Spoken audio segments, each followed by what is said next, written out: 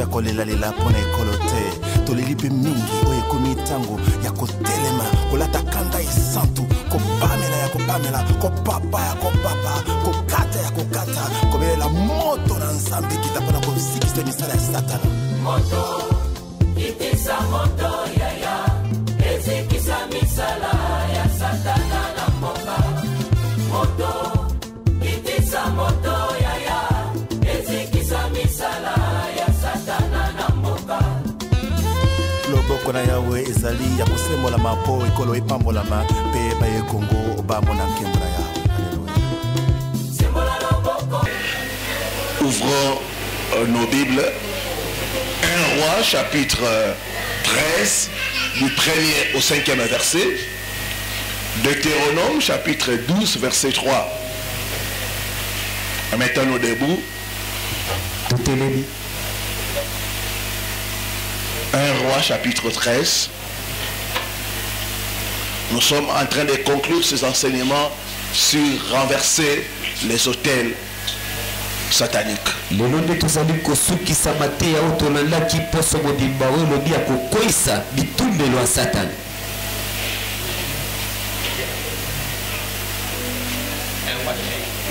1 Roi chapitre 13 du 1er au 5e verset et puis notre verset de base Deutéronome chapitre 12 le verset 3. 1 Roi 13 du 1er au 5e. Amen. Voici, un homme de Dieu arriva de Juda à Bethel par la parole de l'Éternel, pendant que Jéroboam se tenait à l'autel, brûlé de parfums. Il cria contre l'autel par la parole de l'Éternel et il dit: Autel, autel, ainsi parle l'Éternel, voici, il n'est pas un fils à la maison de David, et son nom sera Josias. Il immolera sur toi prêtre et au lieu qui brille sur toi de parfum, et l'on brûlera sur toi des ossements d'hommes. Et le même jour, il donna un signe en disant: c'est ici que l'Éternel a parlé. Voici l'autel se fendra et la cendre qui est dessus sera répandue. Lorsque le roi entendit la parole que l'homme de Dieu avait crié contre l'autel de Bethel, il avança la main dessus l'autel en disant: c'est et la main que Jéroboam avait étendue contre lui devint sèche et il ne put la ramener à soi. 5. L'autel se fendit et la cendre qui était dessus fut répandue selon les signes qu'avait donné l'homme de Dieu par la parole de l'Éternel. Deutéronome chapitre 12 le 3e verset. Vous renverserez leurs autels, vous briserez leurs statues, vous brûlerez au feu leurs idoles, vous abattrez les images taillées de leurs dieux, et vous ferez disparaître leur nom de ce lieu-là. Que Dieu bénisse sa parole.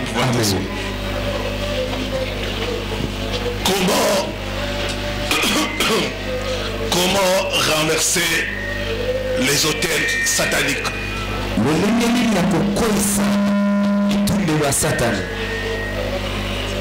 Je ferai de mon mieux pour être plus explicite. Je ferai de mon mieux pour être plus explicite.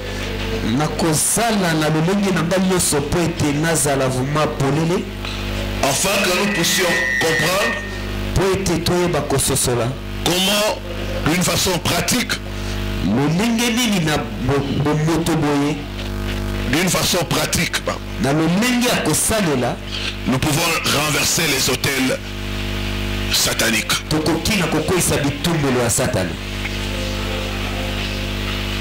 Du temps de Jéroboam, il y avait du désordre dans le temple. Et l'autel de Dieu était profané. On a commencé à offrir des sacrifices à des autres dieux. Et la malédiction est entrée dans le pays. Dieu va envoyer son serviteur. Chaque fois que Dieu veut agir, Dieu envoie toujours un homme. Ici nous voyons Dieu va envoyer son prophète. Prononcer le jugement de Dieu.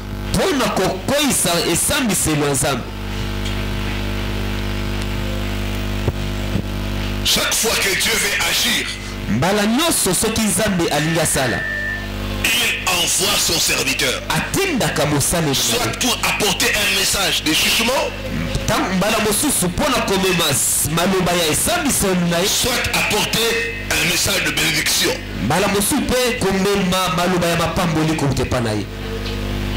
Dieu va envoyer son serviteur. Et il va à Bethel. Et lui prophétise contre l'autel qui est à Bethel.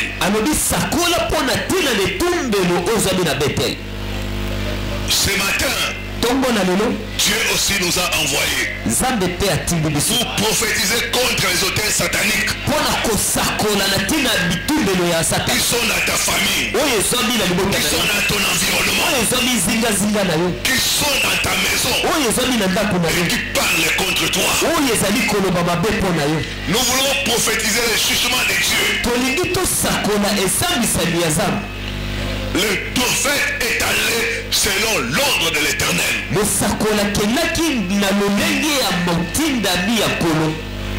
Ainsi parle l'Éternel. Ce matin, nous voulons parler aux autels de chèques, de maladies, de souffrances.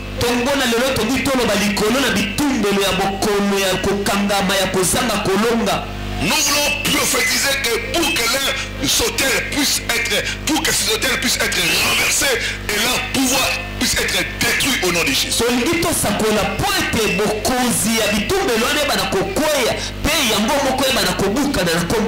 Il dit crie contre cet hôtel. On peut parler contre un hôtel. Et la Bible dit comme il parlait, l'hôtel s'est fondu et l'autel s'est brisé. Ce matin, il y aura la délivrance au nom de Jésus. Amen. J'ai dit, il y aura la délivrance au nom de Jésus. Amen. Les autels sataniques vont être brisés au nom de Jésus. Alors que nous allons parler contre ces hôtels, les hôtels qui causent la pauvreté dans ta vie, qui causent l'échec, par la puissance de la parole de l'Éternel, vont se fendre au nom de Jésus. Vont se fendre au nom de Jésus. Et ils seront renversés. Et tu expérimenteras la délivrance au nom de Jésus. Comment renverser les hôtels sataniques? Ils vont t'aider pour remporter la victoire dans les combats contre les hôtels sataniques. Première chose, tu dois identifier le type ou la sorte des hôtels sataniques bâtis dans ta vie ou dans ta famille.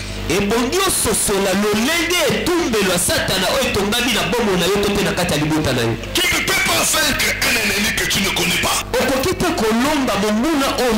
Tu dois savoir quels sont les hôtels qui sont bâtis dans ma famille. Quels sont les hôtels que moi-même j'ai bâtis. Tu as besoin de la révélation pour savoir mpona koyeba que dans ma famille il y a l'autel de mort prématuré. ete na kati ya libota na ngai ezali na etumbelo oyo ezali koboma bato na bolenge. Dans ma famille il y a l'autel de pauvreté. Na libota na ngai ezali etumbelo ya kibobola. Dans ma famille il y a l'autel des eaux. Na libota na ngai ezali etumbelo ya mai. Comme j'ai parlé avec une personne qui m'a dit, pasteur, lokola solaki na moto moko esembateli pate dans notre famille na libota na biso nous avons un arbre. tozali na nzete moko. Et quand nous avons des problèmes, bongo ntango nyonso tokutanaka na nous makambo nous rassemblons devant cet arbre-là. biso so tosanganaka na se ya nzete wana tobandi koloba. L'arbre, nzete c'est les forces de la forêt. ezali nguya ya zamba. C'est les esprits de forêt. ezali molimo ya zamba. Là, facilement nous identifions que dans cette famille, il y a un hôtel de forêt. wana tososoli mbala moko te na libota na ezali etumbelo ya zamba. Tu as besoin de la révélation. ozali na posa ya monisi. Il doit te montrer quels sont les hôtels qui sont bâtis dans ta famille. nzambe akolakisa yo bitumbelo nini etongami na kati ya libota na yo. Tu ne peux pas combattre dans le vide. okoki kobunda kaka na pamba boye Tu te. dois avoir la révélation. ebongi ozala na emoniseli. Même Gédéon, atako Gédéon Dieu lui a révélé. nzambe akanisaki yo. L'hôtel de Baal. Baal, c'est le nom d'une divinité.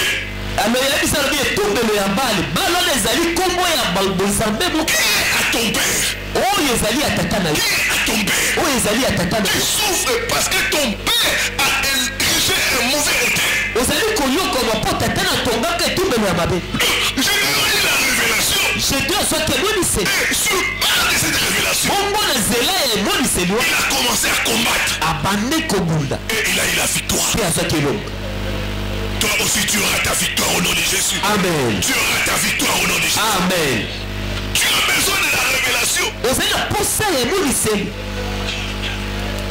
Il y a des familles où les gens ne se marient pas. eza na mabota oyo bato babalaka te. Et quand vous regardez la famille, bongo soki otala vous libota voyez, on a érigé les hôtels des eaux. okomona ete batonga etumbelo ya mai. Il dit, invoque moi. alobi belelanga Je te répondrai. nakoyanola yo. Je te montrerai les choses cachées que tu ne connais pas. nakolakisa yo biloko oyo ebombama oyo Demandez à Dieu. ebongo singa epa na Donne-moi la révélation. pesanga ye Quels sont les hôtels que moi-même j'ai bâtis? bitumbelo nino ngai moko na tonga. Quels sont les hôtels qui combattent contre moi? bitumbelo nino ezali kobundisa bomona. Pourquoi les choses sont comme ça dans ma famille? mpona nini makambo ezali kaka boye na libota na ngai. Pourquoi dans notre famille? mpona nini na libota na biso Quand quelqu'un monte, ntango motu moko amati il doit tomber. ebonga koya na se. Pourquoi dans notre famille? mpona nini na libota na Nous biso sommes, oui, belles femmes. tozali basi kitoko Personne ne s'est marié. mutu moko te aza kobala. Pourquoi dans notre famille? mpona nini na libota na biso Quand quelqu'un a un père, il décède avant. mutu oyo aza na mwa eloko moke akokufa na bolenge. Pourquoi dans notre famille? mpona nini na libota na biso Chaque fois que quelqu'un essaie de construire une maison, ntango nyonso moto akomeka kotonga ndako il n'a jamais achevé cela. akosilisa ndako wana te. Mais il y a des hôtels. ndeko mini eza na bitumbelo Tu dois avoir la révélation pour bien combattre. ebongi ozala na emoniseli mpo ebala kobunda. Donc ce sont les hôtels de maladie. bamosu ezali bitumbelo ya kobela. Sur un hôtel, on sacrifie des choses. likolo na etumbelo bakambakambeka. D'autres on a sacrifié la santé. bamosu bakamba banzoto na bango. Vous verrez dans des familles des maladies bizarres. okomona kati ya libota babokongo oyo mingaka bazolimbola te. Tu as besoin de connaître les hôtels qui te combattent. ozali na posa koyeba bitumbelo oyo ezali kobundisa yo Pour combattre et renverser ces hôtels-là. mpona kobunda mpe kokweyisa na se bitumbelo wana. À part la révélation, soki ozwi emoniseli à part la révélation, il y a une autre chose aussi. soki ozwi soki En plus de la révélation, na likolo ya emoniseli il y a aussi une autre chose qui nous permet d'identifier les hôtels qui combattent contre nous. ezali mpe na biloko mosusu ba biso mpona kososola bitumbelo ebundisaka biso. Il y a l'observation. ezali kososola na bomoto. Tu peux observer okoki kotala les choses qui se passent dans ta famille. makambo ezali koleka na libota na yo. Par l'observation, tu peux connaître qu'il y a un mauvais hôtel érigé dans ma famille. na kotalaka malamu okoki koyeba te ezali bitumbelo libota na nga. Il y a des familles où il y a une seule personne qui a réussi. ezali na mabota suka ka mutu moko yenda longa. Ça c'est un mauvais hôtel. Wale zale tumbe na mabe. Il y a des familles où les gens doivent perdre leurs enfants. Où les gens doivent perdre leurs enfants. Ezana mabota oyo baboti bazobungisa kabana na bango. J'ai parlé avec une sœur. La solo na kina ndeko moko mwasi. Elle est mariée à un homme de Dieu. Abala mosali na nzambe moko. Dans leur famille. Na libota na bango. La famille de la sœur. Na libota ndeko na biso mwasi. Chacune des femmes moko ya basi kati na bango a toujours perdu un enfant dans les mêmes circonstances. Akufela mwana na lolenge moko. La mort des enfants c'est une malédiction. Kufa ya bana ezali bilakeli mabe. La Bible dit vous n'aurez pas les enfants pour les voir mourir. Biblia nabete okozala na bana te pona komona kufa na bango. Quand vous avez des enfants qui décèdent, c'est qu'il y a quelque part il y a un hôtel mauvais qui parle. Na tango zali na bana o bazali ko kufa itali seteze ne tumbe lo moko ya satano zali koloba. Toutes les femmes perdent les enfants dans les mêmes circonstances. Bana nyuso ya basi bazo kufela bana na bango baboti na lolenge moko. Elle aussi malgré qu'elle s'est mariée à un homme de Dieu. Yepe atako abalaki moto na zambe. Cette situation est arrivée dans sa vie. Likambo ne koma ki na bongo na. Mais tu peux être bishop, tu peux être homme de Dieu, pasteur. Donc comment on cause à la bishop mbateli patete pa mosala na zambe. Souffrir des mauvais hôtels. Pe konyo koma na Les mauvais hôtels peuvent te réclamer. bitumbelo ya mabe koki kosenga Je ne l'identifie pas cela. soki ososoli yango na te Tu ne combats pas ces hôtels-là. mpe obulisi bitumbelo wana te. Ces hôtels vont te bloquer. bitumbelo wana ekokanga bongo na ye. Tu dois faire l'observation. ebongi otala malamu Quels sont les malheurs qui se répètent dans notre famille? mabe nini oyo to mpe pasi nini oyo ezongaka mbala na mbala na kati ya libota na nga.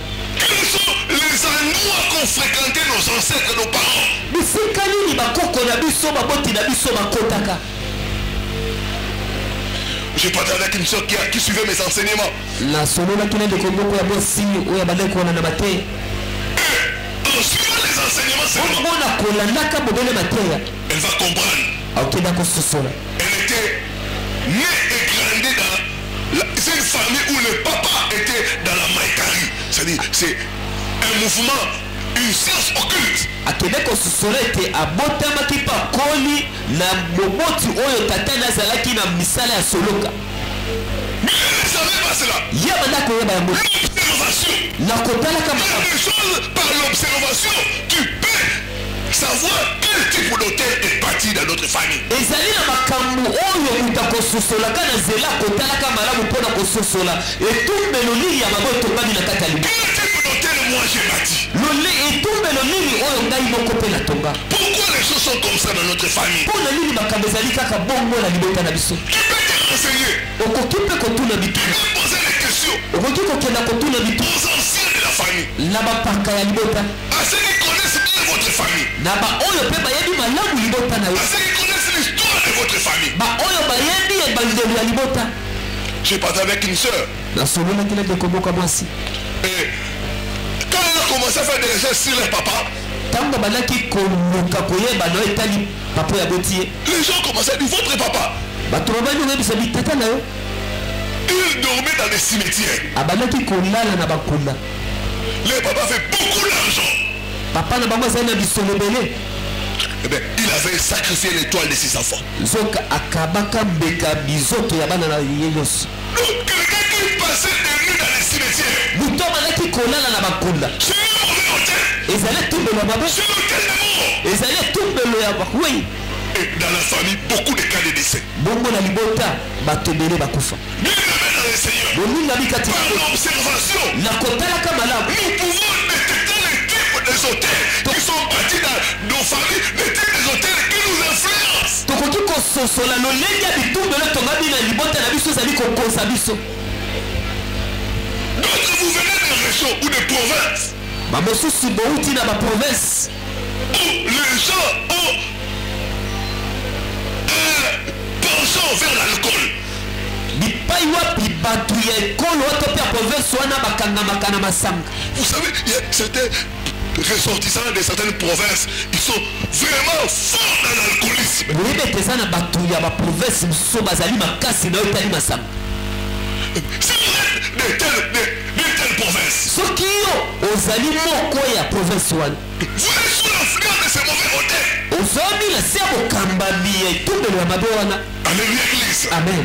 Donc première chose pour renverser les autels, likambo ya yambo mpona kokwisa tu dois bitumbelo identifier quel type d'autel est en train de te combattre. ebongo sosola lolenge nini etumbelo oyo ezali kobundisa bongo na yo. Quel type d'autel est en train de combattre ta famille? lolenge nini etumbelo ezali kobundisa libota na yo. Il y a les hôtels de sceaux, il y a les hôtels de maladies, ezali na bitumbelo ya mai mpe bitumbelo ya bokono. il y a les hôtels de cimetières, ezali na bitumbelo ya bakunda. il y a des hôtels d'humiliation. ezali na bitumbelo ya koyokisa Il y a masoni. beaucoup de types d'hôtels. ezali na balolenge ebele ya bitumbelo. Donc ce sont des hôtels qui, comme on a dit, les 4 types d'hôtels qu'on a vus lors de la semaine, qui peuvent aussi te combattre.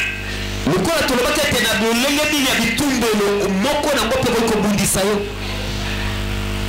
Deuxième chose, likambo ya mibale deuxième vérité pour combattre les mauvais hôtels. bosolo ya mibale mpona kobundisa bitumbelo ya Tu mabe. dois te repentir des péchés commis par soi-même ou par ses parents. ebongi yo oyeba na kosala tubele na masumu oyo yo moko osala to mpe maboti no basala. Les hôtels sont bâtis à cause d'une vie de désobéissance au Seigneur. bitumbelo etongama na ntina ya bomo oyo ya kotelemela nkolo. Dans beaucoup de familles, na maboti ebele les hôtels sont les résultats de l'idolâtrie, bitumbelo ezali mbalo ya kogumamela bikeko des pratiques de la sorcellerie, ya misala ya kindoki des pratiques de sciences occultes, mpe ya misala ya soloka, des pratiques de consultation de marabouts et de féticheurs.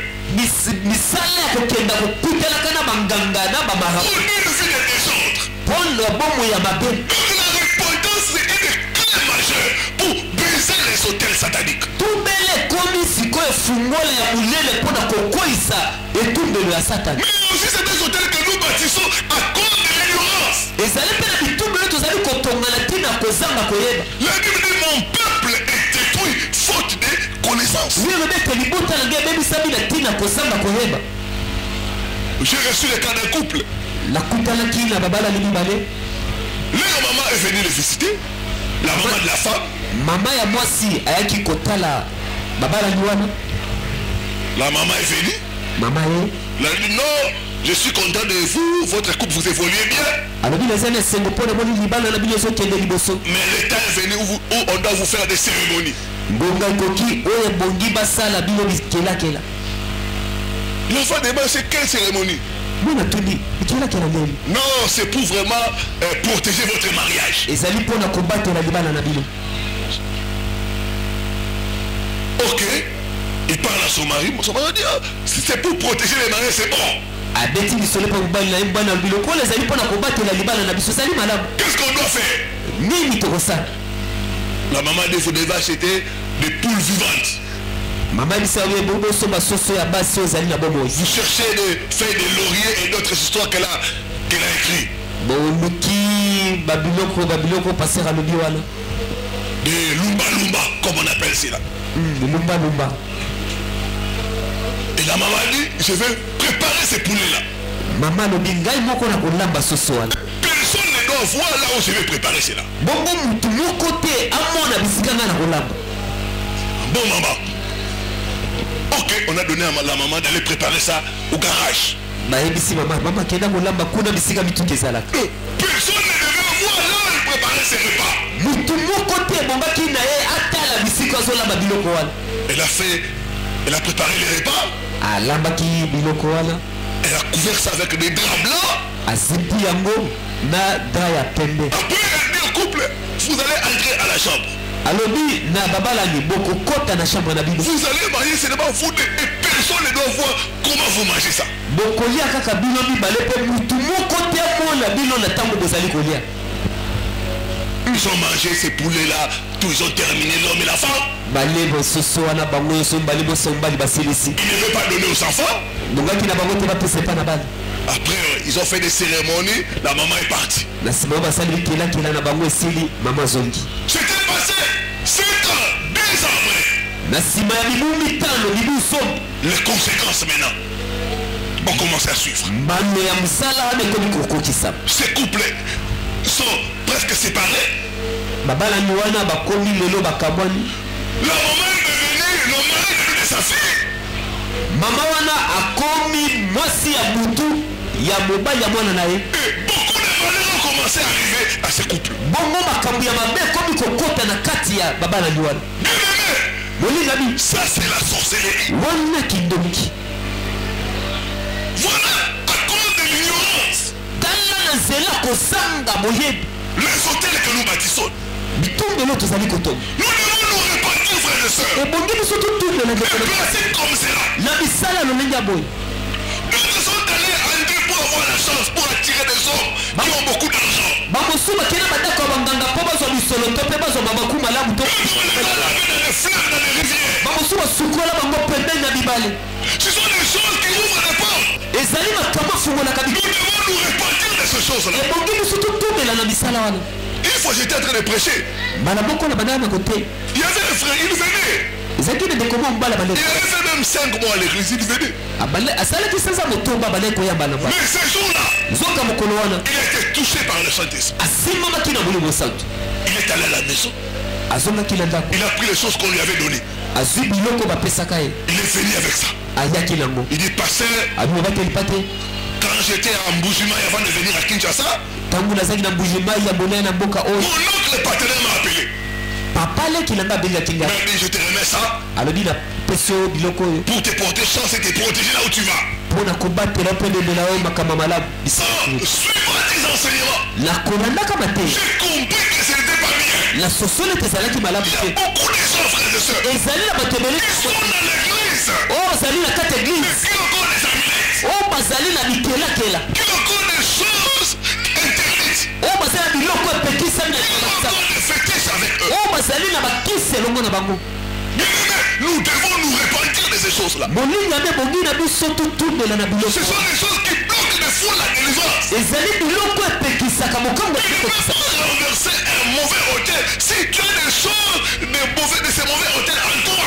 Okoki Tu gardes cela. okoki te kokosa etumbelo ya mabe ntango ozali na biloko oyo ezali mpo na etumbelo ya mabe oyo ezali kobomu. À partir de ces frères-là que j'ai compris que beaucoup de gens peuvent être dans l'église. Na nzela ndeko wana sosolete bato ebele akoki atango Mais ils ont encore des fétiches. nzoka azali su na bakisi Ils ont encore des amulettes. azali su na Ils ont bikelakela encore des statuettes. azali su na bikeko. La repentance des qualités. tumbela ya solo La repentance tumbela est la clé pour la délivrance des mauvais hôtels. ezali fungola mpo na bokangola bina bitumbelo ya mabe. J'ai reçu le cas d'une femme. nazwaki mpe mama moko Il me dit, pasteur, abi bateli pate chaque fois je rêve mon cousin qui est décédé. mbala nyonso nalotaka mwana tata mwasi yango ya kufa Je le rêve souvent. Il est déjà décédé. akufa kala. J'étais suivi quand il parlait de rêves, voir les gens décédés dans les rêves. nalalaki bato olobaki ete komona bato bakufa na badoso Ce n'est pas une bonne chose. ezali likambo malamu te. Je dis, en bon, nalobi tu remarques aussi les conséquences là de ce que j'ai dit. Oui, dit pasteur.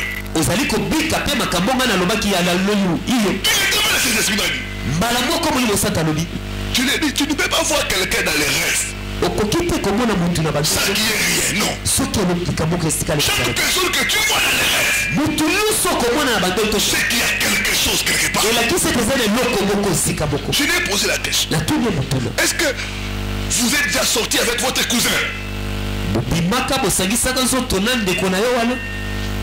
J'ai vu la personne rester calme. namoni moto afandi kimia Après 5 minutes, na nsima miniti mitano il m'a dit, oui pasteur, andimi iyo mobateli pate on a couché ensemble. tosangisa nzoto. Bien aimé, c'est l'inceste. nalobi bosangisi ya nzoto ya bandeko C'est l'inceste. ezali mabe. J'ai dit, voilà la raison qui fait à ce que Dieu puisse les voir l'intérêt. Il y a une alliance cachée. natalisa bi omoni ntino ezali kosala ete na bandoto naomonaka mpo ezali na boyokani oyo ebombama. Vous devez vous repentir de ces choses-là. ebongi kotumbela na makambo. Il y en a qui ont fait des incestes. eza na oyo basangisa banzoto na bandeko na bango. Ce sont des choses, des mauvais hôtels auxquels nous devons nous repentir.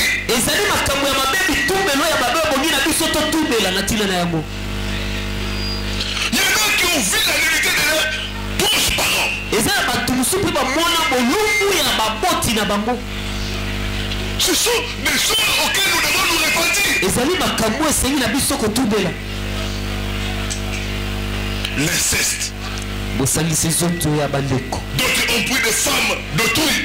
bamosusu bazwa basi ya mabala ya mibali mosusu. D'autres sont sortis avec des maris des autres. bamosu babima na mibali ya basi mosusu. Nous devons nous repentir de ces choses-là. ebongi biso totumbela na makambo wana Si nous voulons remporter la victoire sur les mauvais autels. soki tolingi tozolomba likolo ya bitumbelo ya mabe. Sans la repentance, les autels sataniques ne seront pas renversés. soki tumbelo esalami te bitumbelo ya satana ekokweyisama na se te. D'autres ont fait des relations lesbiennes. bamosusu azali mwasi asangisi nzoto na mwasi, azali mobali asangisi nzoto na mobali. C'est des choses comme ça que nous devons nous repentir de cela. na makambo lolenge wana nde ebongi na biso kotumbela na ntina na yango Pour avoir la victoire sur les mauvais autels. mpo na kozolomba likolo ya bitumbelo ya mabe. Troisième chose, likambo ya misato nous devons briser, renoncer et briser aux alliances sataniques. ebongi na biso koboya mpe kobuka boyokani ya satana. Là où il y a un autel, bisika oyo etumbelo ezali il y a nécessairement une alliance. ezali mpe na boyokani.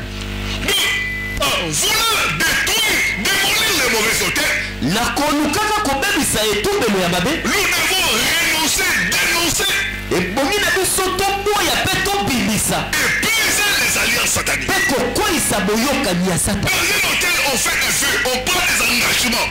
likolo na etumbelo maloba ya boyokani eyebaka na kobima. Sur un hôtel, on scelle les alliances. likolo na etumbelo bakangisaka makasi boyokani. C'est des choses comme ça que nous devons annuler et détruire. ezali makambo ebongi na biso kobebisa yango. D'autres, c'est les parents qui ont fait cela. bamosusu ezali nde baboti nde basala makambo. D'autres, nous-mêmes, pour avoir la solution à tel problème, bamosusu ezali biso moko mpo na kozoyano na likambo moko songolo. nous devons renoncer et briser ces mauvais hôtels. ebongi na biso toboya mpe tobebisa makambo wana. D'autres, vous avez eu des parents qui ont été trempés dans l'occultisme et dans la sorcellerie. bamosusu obimi na libota oyo baboti bazalaki bandoki to mpe na misala soloka. Ils ont fait des pactes. basala boyokani. Tu dois annuler ces pactes-là. ebongi obebisa boyokani. Tu dois renoncer à cela. ebongi oboya Tu yango. dois dénoncer cela. ebongi mpo bimisa yango. D'autres, il y a la sorcellerie dans la famille. bamosusu kindoki eza na libota. Tu dois renoncer à la sorcellerie familiale. ebongi oboya ya kindoki wana libota. C'est pourquoi chaque fois vous rêvez que vous êtes en train de voler. yango bana balolotaka tozali kopimba. D'autres, vous êtes toujours en train de manger la nuit. bamosusu ozali kolota ozali Ce kozwa. n'est pas que tu es dans la sorcellerie. elingi koba te kozwa bikaka ya kindoki. Il y a une alliance de sorcellerie dans la famille. nzoka etalisi ete ezali na boyokani ya kindoki kaka. Toi et un membre de cette famille-là, kombo yo lokola moko ya libota tu wana. es inclus déjà. ozwami na kati. Parce que quand quelqu'un va dans un hôtel satanique, po te mutu soki atongi etumbelo ya satana. quand quelqu'un va dans un hôtel satanique, soki mutu akei na etumbelo ya satana il va en son nom azali kokende na kombo na ye et au nom de ses enfants et des membres de sa famille. mpe na kombo ya bana na ye mpe na kombo ya baoyo ya libota na ye. Mais le fait que tu appartiens à cette famille-là, lolenge kaka ozwami na libota wana le fait que ton nom se trouve dans cette famille-là, lokola kombo na mpe ezwami na libota wana automatiquement tu es entré dans cette alliance. na mopete okoti na boyokani wana. Tu n'as pas besoin qu'on te fasse des cérémonies. ozali na posa litu te basala mikele Le fait qu'on a amené ton nom, bobele lokola bamemaki kombo na yo quelqu'un de ta famille, ya nyonso ya libota na bino tu es déjà dans cette alliance-là.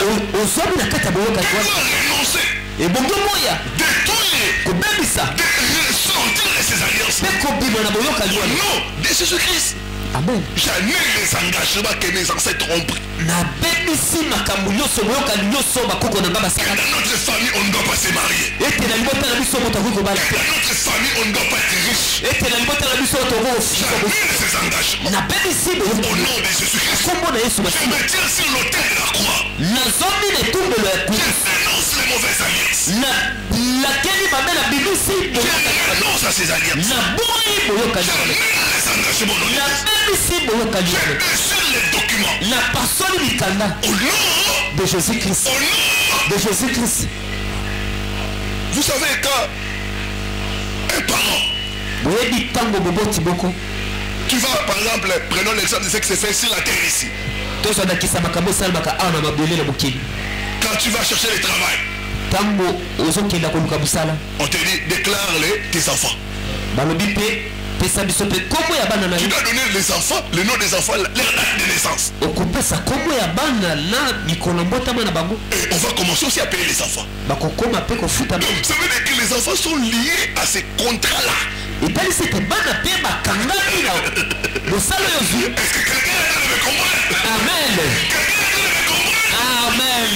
C'est pourquoi dans votre carte d'identité, on écrit homme, le nom de votre femme et le nom de vos enfants. Et leur date de naissance. yango na buku na yo batiaka kombo na yo moko, kombo ya mwasi, kombo ya bana na likolo bango babotamaka. Tout ça c'est inclus dans ces contrats-là. nyonso wana ekokota na kati ya bosano. C'est ça qui se fait aussi dans le monde spirituel. yango mpe esalamaka na mokili ya molimo. Si vos parents étaient dans la sorcellerie, soki babotino bazomaki na kindoki, ils vous ont aussi déclaré dans la même sorcellerie. bakotisa yo mpe na kati ya kindoki wana. S'ils ont été dans la magie, soki bazomaki na misala, ils vous ont aussi déclaré. bazwa mpe yo. C'est pourquoi tu es à l'église, le combat ne cesse pas. yango ozobina awa me bitumba esilaka te. Ça c'est la question que beaucoup de gens me posent. ezali motuna bato bele Parce que bakona je prie, bobato etate na bonde je sers Dieu. nazali kosalela zamba Pourquoi mes combats ne se terminent pas? mpo na yeli bitumba nange ezali kosila Tu te. as été déclaré dans le monde éternel. bamemaka mpe kombono bakota wana Tu mokili n'as pas annulé l'alliance. otikala kobebisa boyokani wana te. Tu n'as pas annulé l'alliance. obebisa boyokani Tu wana n'as pas renoncé à cela. oboya yango mpe Tu te. n'as pas brisé cela. okopasole yango. Vraiment, au nom de Jésus, au nom de Jésus, j'annule toute alliance toute alliance que mes parents ont fait que les parents ont fait dans les mauvais hôtels. dans les mauvais hôtels. J'annule cela. J'annule cela. J'annule cela. J'annule cela. J'annule cela. Au nom puissant de Jésus-Christ.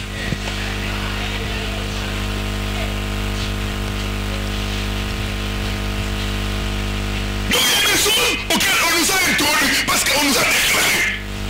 etalisi tezali na makambo bakotisa biso mpo bamemaka bakombo na biso kuna. Jésus a dit, il a déchiré les actes et les ordonnances qui nous condamnaient. yesu alobi apasolaka makasa nyonso oyo ebandaki kokatela biso tu. Donc il y a des choses, ça ne demande pas seulement la prière, mais ça demande la connaissance pour avoir la victoire sur cela. ezali na bamosusu ezali bobele libondeli te, ezali nde kozwa boyebi mpo na kozolonga likolo ya makambo wana. Si tu ne pries pas soki ozali pour annuler cette alliance-là, mpo na kobebisa boyokani wana, tu seras victime. okozala motu bitumba ekozala. Il vient à l'église, mais l'alliance subsiste. azali koya na eglize ongo na ntongo na luzoka boyokani wana mpe ezali komonisama. L'alliance est là. boyokani On ezali n'a pas brisé cela, on n'a pas détruit les effets de cette alliance. babebisa te misala ya boyokani wana. Sur l'autel, likolo na etumbelo on fait des alliances, basalaka on boyokani. fait des pactes. boyokani. Avec l'église. amen. Quatrième chose, likambo ya mine tu dois combattre violemment les autels sataniques. obunda na makasi nyonso mpo na bitumbelo ya satani. Bien-aimé, il faut la violence ndeko molingami ebongi kosalela pour renverser les autels sataniques. mpo na kokwisa bitumbelo ya satani. Les autels sataniques sont têtus. bitumbelo ya satani ezalaka butu makasi. Ce sont des choses de génération. ezali makambo ebandaka na bikeke na Ce sont des contrats. ezali boyokani ya makasi. On ne sort pas d'un contrat comme ça du jour au lendemain. Non. babimaka na boyokani kaka na lolenge yo moko olingi te. Il faut appliquer la force et la violence. ebongo salela makasi na kanda. Et ici on dit toujours il faut associer la prière et le jeûne. na yango ebongi osangisa libondeli na kokila. Les hôtels sont têtus, bitumbelo ezalaka butu makasi sont résistants. etelemelaka. C'est pourquoi il faut la violence pour la prière. na yango ebongi kanda na makasi na mabondeli na yo. J'ai reçu le cas d'une sœur. nayambaki ndeko mboka mwasi Elle est venue nous visiter. C'était la première fois quand on était au niveau des progrès. ayaka wana tozalaki nanu na progrès na bon marché. J'étais en train de parler aussi sur les hôtels de famille. nabandaki koloba na yo tali bitumbelo ya mabota. Après les enseignements, na nsima ya mateya elle était touchée. Elle est venue me voir. asimbamaki papusa na ye Elle kotala. a commencé à me parler de sa situation. abandi kobeta lisolo ya bobo na ye 46 ans, mibu tuku mine na motoba. pas marié, pas d'enfant. mobali te mwana te. Je lui ai demandé quelle a été la vie de votre maman. natuni motuna bongo mamo ya boti yo bongo na ye abikaki ezalaka lolenge nini. Elle m'a dit, notre maman était dans les fétiches. ayebisi alobi mama na biso azalaki na makambo ya bakisi. Je suis sa fille unique. nazali kaka mwana na ye ya mwasi moko. J'ai compris d'où venaient les problèmes. La sosola qui bisika bitumbezo. Un mauvais hôtel. Et tumbelo ya mabe. Un mauvais hôtel. Et tumbelo ya mabe. Mais il faut la violence. De comment il a dit bongi ma casse. Pour anéantir, pour détruire les mauvais hôtels. Pour na kobebisa bitumbelo ya mabe. Et dans la violence de la prière, bongo la makasi wana na mabondeli. J'ai retenu 3-4 éléments. La bibisaki na kati yango makambo minei. Premier élément, vous devez détruire les hôtels en les maudissant et en mettant le feu de Dieu sur ces hôtels. Likambo ya moyo ezali ete kobebisa bitumbelo wana na kolakelaka ngo mabe mpe na kotiaka moto na nzambe likolo na yango. Ces mauvais hôtels. Ebongo lakela mabe bitumbelo wana. Pour la violence. Ebongo salela makasi. Quand le prophète est allé à Bethel, tango mosakoli akelaki na Betel, il ne souriait pas. abalaki koseka te. Il était dans la colère sainte. azalaki na kati ya kane. Comment cet hôtel peut bloquer Israël, faire souffrir tous les pays? lolenge nini bitumbelo ekoki kokanga ekolo mobimba. Et dans la colère, il a prophétisé. bongo na kanda nakende kosakola. Etumbelo. Ainsi parle l'Éternel. Boyelobi kolo likolo na yo. Il se lèvera quelqu'un. Mutu moko akotela. Il va immoler tes prêtres. Akotumba masala na yo. Détruire. Pe kobebisa yo. Il a prophétisé contre cet hôtel. Asakolaki mabe likolo na etumbelo. Mais quand Général est en train de détruire l'hôtel de son père, bolinga bitango jona baleki kobebisa etumbelo tete. il n'était pas ténéré. na mutu wana baleki koseka te. Il était sérieux. azalaki mutu azali na Animé d'une colère sainte. atonisabaki na kanda esatu. Il regarde sa vie. atali bomo na ye. Un homme vaillant. mutu elobe. Un homme important. mutu ya motuya. Mais rendu inutile à cause des mauvais hôtels. akomi mutu pamba na ntina ya bitumbelo ya mabe. Vivant dans la pauvreté à cause des mauvais hôtels. azali kobika bobola na ntina ya bitumbelo ya mabe. C'est cette chose-là. alobi eloko nde Je dois détruire cela. na kobebisa yango. Et la nuit s'est engagée. mpe na butu Il abikotisaki. y a des prières que vous devez vous lever la nuit en train de maudire les mauvais hôtels. ezali na mabondelo bongi ete na butu otelemi obandi kolakela mabe bitumbelo na mabe. La sorcellerie. etumbelo ya kidoki. Bloque ma vie. oyo ezali kokanga bomo Bloque libala. la vie de ma famille. oyo ezali kokanga bomo ya libota. Je mets le feu au nom de Jésus. natie moto na kombo Que cet hôtel brûle au nom de ete etumbelo na esika. brûle au nom de Jésus. esika. Que ça brûle au nom de Jésus. esika. Je maudis ces mauvais hôtels. nalakeli mabe etumbelo wana. Qui m'empêche d'avoir des enfants. oyo ezali kopekisa Qui m'empêche d'avoir un bon travail. eyo kopekisa nyonso mosala malamu. Je partais avec une personne qui a fait plus de 11 ans en Europe. nasolaki na ndeko moko asali mibu zomi na moko na bikila poto. Il n'a jamais eu le travail. atikala kozwa mosala te. 11 ans. mibu zomi na moko Jamais n'a eu le travail. atikala kozwa Il y mosala a te. un mauvais hôtel quelque part. ezali na etumbelo moko mabe esika. Vous devez vous lever avec une colère sainte. ebongi otelema na kanda esatu. Maudire ces hôtels. kolakela mabe etumbelo wana. Le feu de Dieu sur ces hôtels. kotia moto likolo na etumbelo wana. Toi, hôtel satanique. yo etumbelo ya satana Que moi-même j'ai bâti. oyo ngai moko Je vais te détruire mon nom. nalingi napebisa Je yo. vais te détruire. naye kobebisa yo. Il y a des hôtels sataniques que nos parents, nos ancêtres ont bâtis. eza na bitumbelo ya satana oyo bakoko na biso ya kala batongi. Nos oncles. banoko na biso J'ai batata. parlé avec une femme qui m'a dit ceci. nasolaki na mwasi moko ya bisenga boye. Elle voulait être violée par son propre oncle. noko na ye moko nde alingaka asangisa nzoto na ye. À l'âge de 8 ans. wana eza na mibu mwambi. Selon que l'appelle, vient dans la chambre. noko na ye wana abengi alobi yaka kota na kati ya chambre. Elle arrive. akomi Il voit son oncle se déshabiller, lui montrer son pénis. amoni noko na ye na kolongola bilamba nyonso mpe kolakisa molumbu na ye. Elle va crier et fouiller. agangaki pakili. Et c'était le début. ezalaki ebandelo ya makambo. À partir de cet acte-là, bauta kaka likambo wana. cet oncle est entré en elle comme étant l'esprit de Marie de nous. noko wana akotaki kati na ye lokola mobali ya butu. Elle s'est mariée, pas d'enfant. abala mwasi wana abala kobota ezoya te.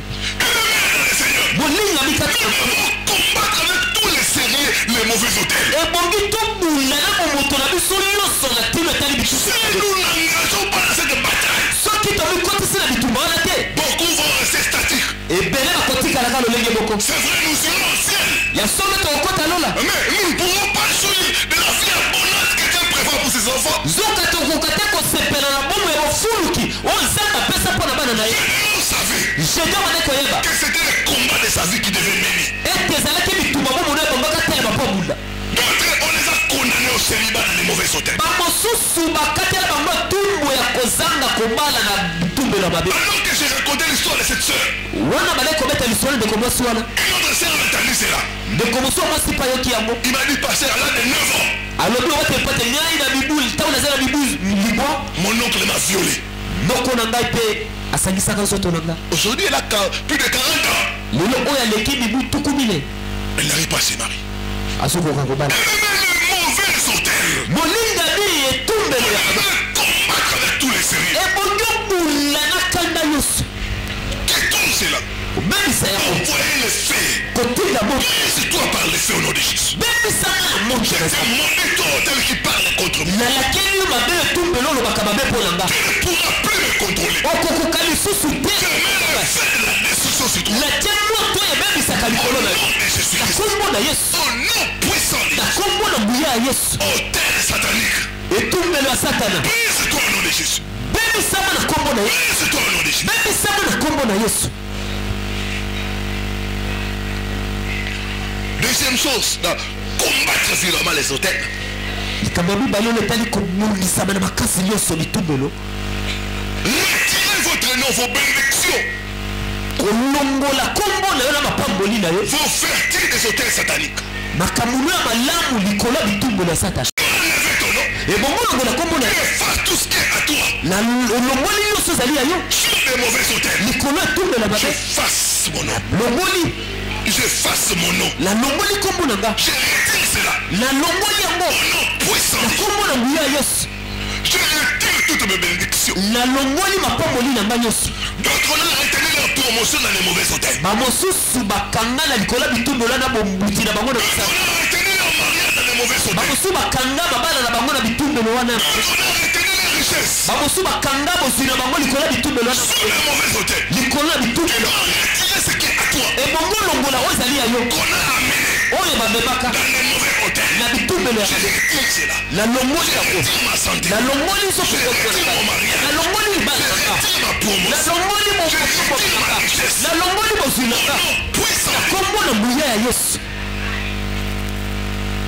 Je retire toutes mes bénédictions. na longoli mapamboli na nga nyonso Au nom de na Jésus-Christ. kombo na yesu basi D'autres on a amené leur mariage dans les eaux. bamosusu babema babala na bango na se na mai Leur fécondité.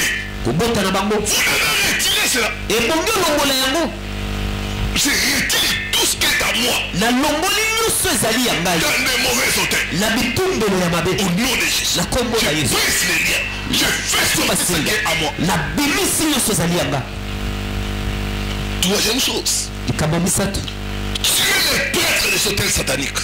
oboma sango wana ya etumbelo ya satana Il doit y avoir quelque part un prêtre méchant dans les hôtels sataniques. esika moko ekozala na sango moko ya mabe mpo na etumbelo Là où il y a un hôtel, il y a un prêtre. bisika etumbelo ezali sango mpo azali Il y a quelqu'un ezali na motu moko qui est chargé de veiller sur les hôtels. oyo epesameli makoki ya kokengela etumbelo wana De maintenir le feu dans l'hôtel. ya kobatela moto ya etumbelo wana Doit les détruire, les tuer au nom de Jésus. ebongo bebisa ye mpo bomoi na kombo na Si yesu tu ne tues pas le prêtre, soki obomi sango wana te il va encore rebâtir les mauvais hôtels. akotoba liso Et il va condamner cette malédiction sur toi. mpe akokoma kobwakela yo bilekeli mabe C'est pourquoi dans les familles, na mbo na babota chaque fois, mbala nyonso on remet toujours quelque chose à quelqu'un. bakopesa eloko epai ya mutu moko Quand la personne qui a cette chose-là, soki mutu aza na eloko wana il décède akufi avant sa mort. yambo ya kufa na ye Parce que ces gens savent déjà quand est-ce qu'ils vont mourir. po ete bato wana bayebaka mikolo nini bakokufa Et il appelle quelqu'un d'autre akoluka mutu mosusu abengi pour lui céder les bâtons. mpona kopesa ye Et eloko si wana la sorcellerie, la magie continue dans la famille. bongo kindoki na misala soloka eyeba na kokoba na libota Quand écrit toute personne okokenda kobebisa moto nyonso qu'on a laissé le mauvais héritage, oyo batikeli eloko ya mabe qui est en train de troubler la famille, qui est en train de troubler votre vie, oyo ezali kokota mobulu na bomoi oyo to mpe na libota na yo tu dois prononcer le jugement des cieux, ebongo senga esambiseli ya nzambe le jugement des morts. esambiseli ya kufa Élie, après avoir renversé les hôtels de Eli sima ya kokwesa bitume Il a dit ceci. alobi boye Saisissez les prophètes de Baal. bokanga basakoli ya La Bala Bible dit il les a égorgés. biblia lobi ete bakataki bango kingo Ils n'ont pas pissé de toi. Comment toi tu as pissé de bango bazali na bawalo ete loleli lozokela bango La Bible dit il les a égorgés. biblia lobi ete Eli ayebaki na kokata bango kingo Devant la présence de Dieu. liboso na nzambe Vous devez tuer, ebongi boma détruire kobebisa ceux qui veulent te détruire. baoyo balingi babebisa yo Ceux qui sont en train de perpétuer le mal. baoyo bazali kobatela mabe libela na Notre Dieu nzambe na biso ne fait pas seulement vivre, apesaka kaka bomoi te il fait aussi mourir. apesaka mpe Il kufa fait aussi mourir. apesaka mpe kufa Proclamez le jugement de Dieu. tatola esambiseli ya nzambe Sur quiconque vous trouble, likolo na oyo nyonso ataka mobulu ya bomoi na yo quiconque par sa sorcellerie, oyo nyonso tu nazelaki mbo par sa magie, nazela misala soloka bloque ta vie, trouble ta vie. oyo azali kokanga bomoi na eza kotia mobulu na bomoi na yo Toi qui vas dormir, lui, il va là-bas prononcer, lancer des mauvais sorts, lancer des maladies sur toi. yo keno kolala ya te na botumelo lake koloba makambo mabe mpo bilakeli mabe ekanga yo Le jugement de Dieu doit tomber sur lui au nom de Jésus. lisambisela nzambe Le ekoya jugement likolo de na Dieu ye doit tomber sur lui. lisambisela nzambe ekoya likolo na ye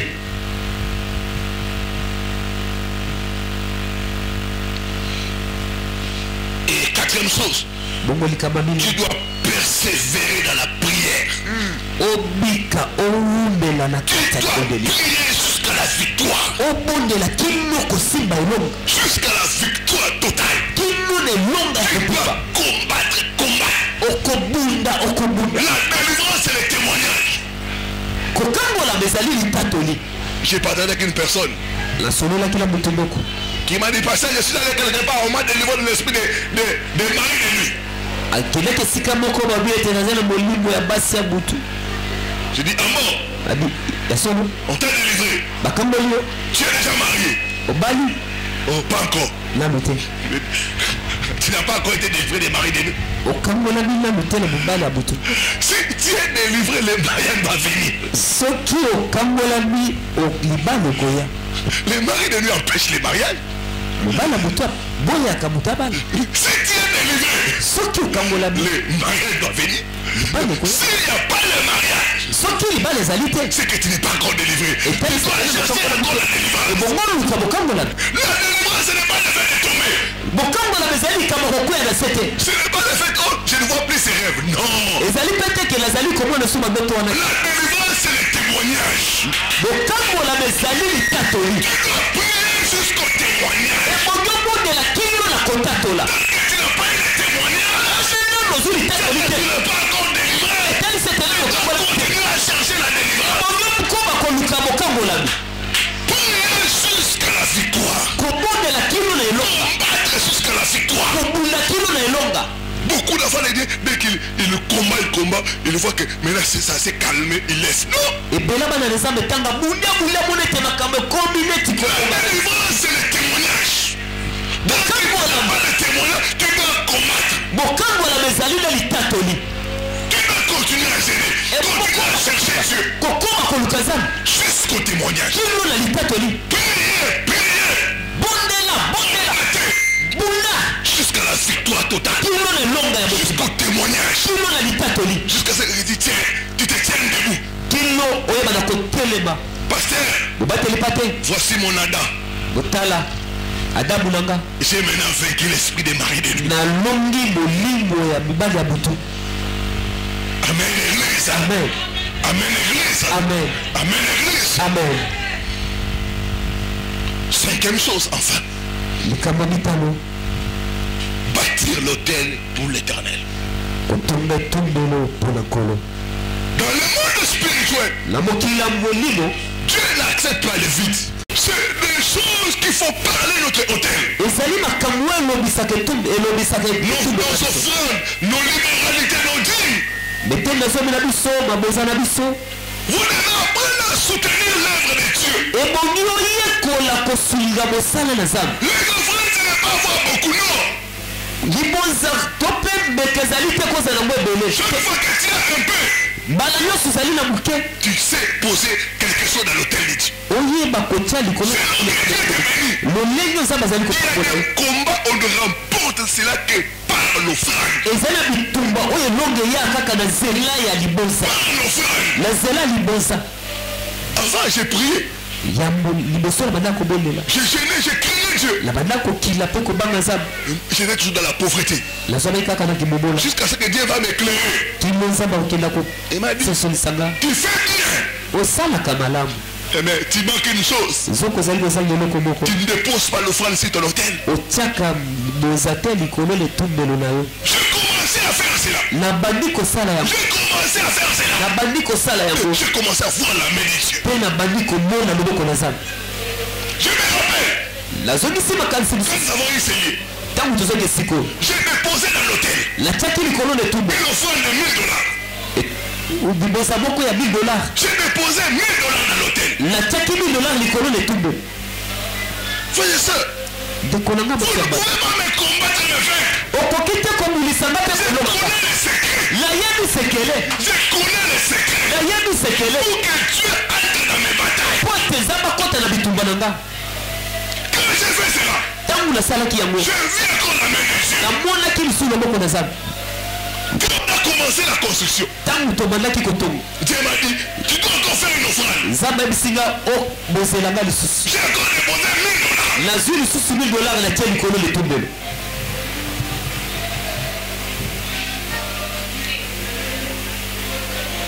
Quand on voulait terminer le temps, ntango baleki kosilisi j'ai encore déposé $1000. natia lisusu $1000 likolo Bien letumbelo aimé, les offrandes parlent. bekomolinga meka elobaka Les offrandes et les sacrifices en parlent. meka elobaka L'apôtre Paul dit, j'ai reçu ce qui vient de vous.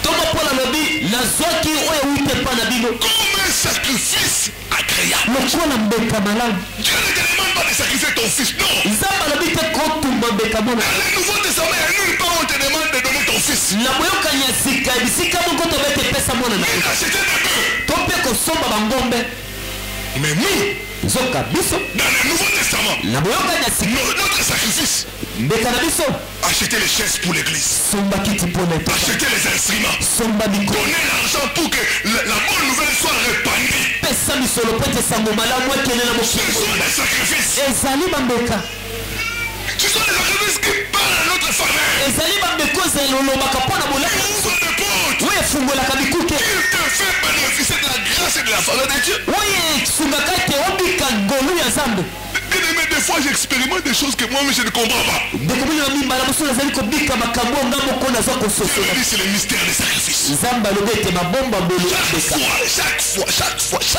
mbala nyonso mbala nyonso Si j'ai quelque chose, soki naza na bolo je dépose sur l'autel. natiaka likolo letumbelo Un pasteur de notre communauté est venu me dit, mobateli mpati ya kominauté na biso moko kati ya bango koyebisanga il est en train de construire une église à l'intérieur. azali kotonga eglize moko na Directement quand j'ai vu ça, mbala moko te nayoki j'ai dit je vais acheter 10 tonnes. nalobi na kosomba batole zomi Qu'est-ce que j'ai fait?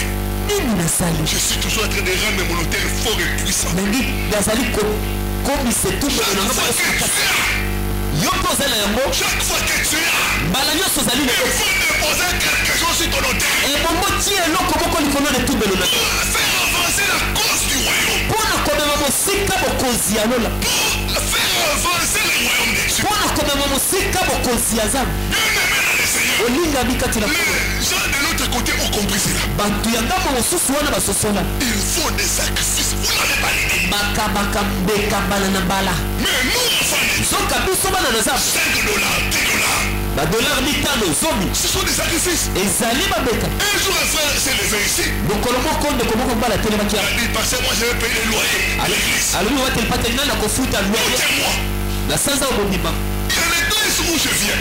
ezali na eglize ya bisika na Il wuti y a un frère qui a pris le loyer de l'église toute une année. eza na ndeko moko mobala azwa kofutela ndako ya eglize mbula mobimba Dieu a béni ses frères. nzambe apambola ndeko mobali wana Dieu a enrichi ses frères. nzambe afulukisa ndeko mobali Il ne wana fait qu'acheter des parcelles. akino lelo azosomba kaka Bien bamapa aimé, l'hôtel doit parler. ndeko moninga mpe tumbele bongo Ça doit parler à ta faveur. ebongi oloba mpo na bolamu na Ça yo doit parler. Il faut que tu me poses quelque chose. ebongi otya likolo na ngo eloko Cette moko. chose-là eloko wana va faire descendre la faveur de Dieu. ekokitisa ngolu ya nzambe La femme synamite, mwasi ya Sunamite est allé voir l'homme de Dieu. akendaki kokutana mosala nzambe. Des fois, il ne faut pas attendre qu'on demande. Non. mbala mosusu kozala Quand kati la base personne dans l'église a un besoin, soki omoni tene ntongo ezali na esposa moko moi je viens. ye na ye Je vais faire cela. nani nasala boye Cette femme a vu l'homme de Dieu. mosala emonaki moto na nzambe Il dit cet homme passe chaque fois. alobi motu Mais il n'y a pas un lieu de repos. aza na esika moko tako mpe Moi, ngai je vais construire une maison nakotonga ndako avec mon mari.